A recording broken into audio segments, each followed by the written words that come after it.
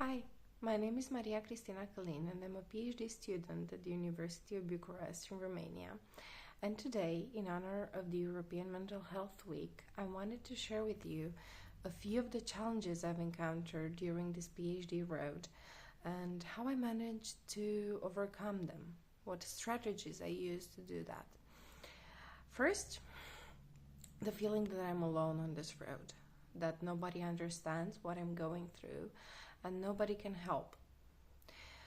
At some point, I realized that I'm not that alone. I'm not the only one struggling. It really helped for me to talk to my colleagues, to realize that they're going through the same thing, that they are going through challenges as well, even if they don't show it. And remember, people don't really show when they're struggling. And keeping in touch, even scheduling a time to keep in touch with them, either at your courses or at conferences, it's a really good time to do that. And yeah, that's what helped me. Second, exhaustion. I've never felt as tired mentally, physically, and emotionally as I felt on this journey, and it really started. It got to a point where I couldn't really perform that well. My memory was lagging, and it was really hard to keep up with everything I had to do. And at that point, I took a break. I took a week of not doing anything related to my PhD.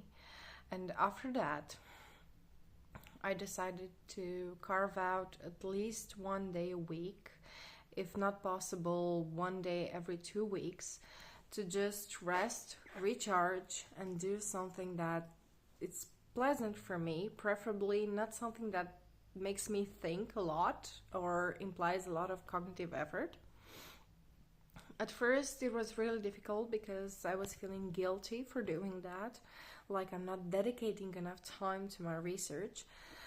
But eventually I realized that when I came back after those days, I was way more focused. It was easier to focus for me, and I was way more productive.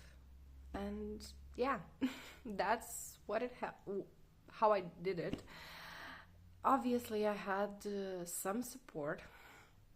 At first, I asked my family to help me, to just take me somewhere, or for us to do stuff together, so I wouldn't just stay there worrying in my mind on the couch what I'm not doing, and that I'm not doing enough for my PhD. So I distracted myself with something pleasant, like, I don't know, drawing or going out for a walk or hiking, stuff like that.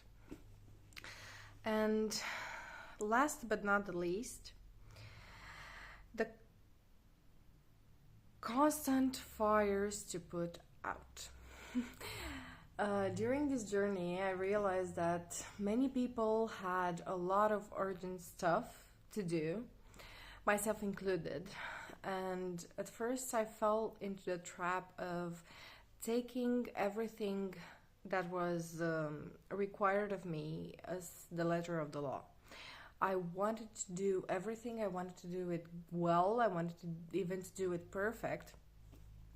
And I realized after a couple of years that wasn't working for me, because I didn't have enough time left for my actual research.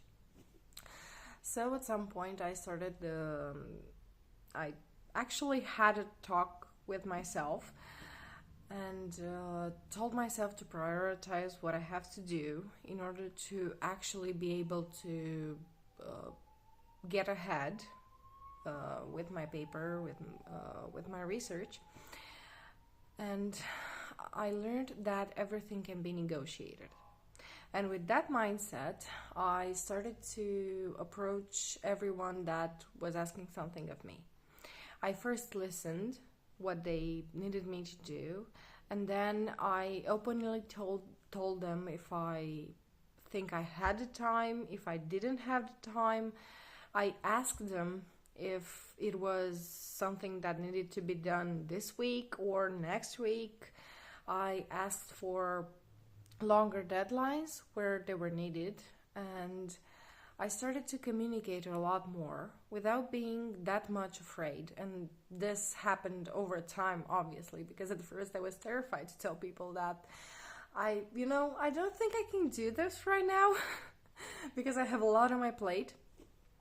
But the responses I got were like, it's okay, it's not that urgent, and it can be done next week, it can be done over next month.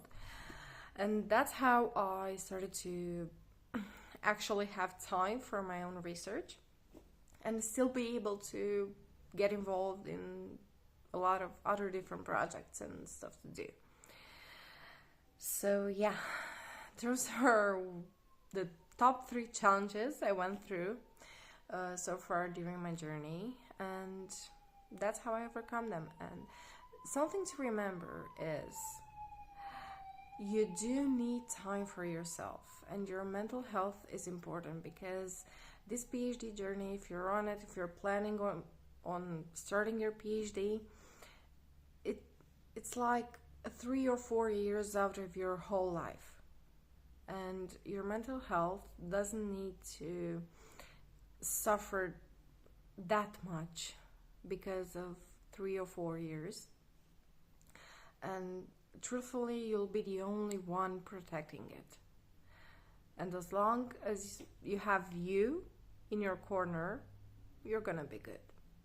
So enjoy European Mental Health Week, and good luck.